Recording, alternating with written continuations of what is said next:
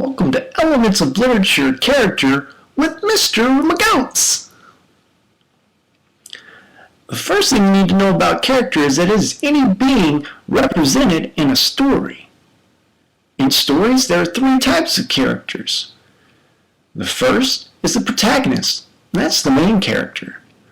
The second is the antagonist, and that's the character or force against the protagonist. And the last is minor characters. Those are lesser characters in a story. The key to understanding characters is called characterization. Characterization is the way the author portrays a character. And we can focus on this by looking at appearance, speech, thoughts, actions, motivation, and strengths and weaknesses. Appearance refers to the way a character looks.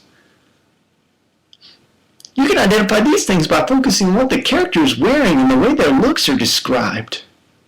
It's almost like judging a book by its cover, but rather than judging, you're making an inference.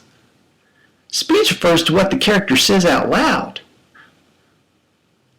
You can identify this by focusing on what the character says and also what the others say about the character.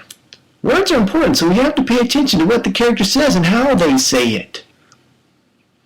Thoughts refer to what the character thinks to themselves. We can identify this by focusing on what the character thinks and feels as well as what other characters think and feel about them. The great thing about stories is we get to see inside the character's head. Actions refer to what the characters do, but also what the characters choose not to do.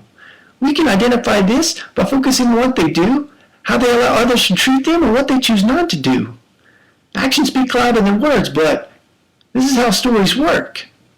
Motivation refers to the reasons why a character speaks or acts.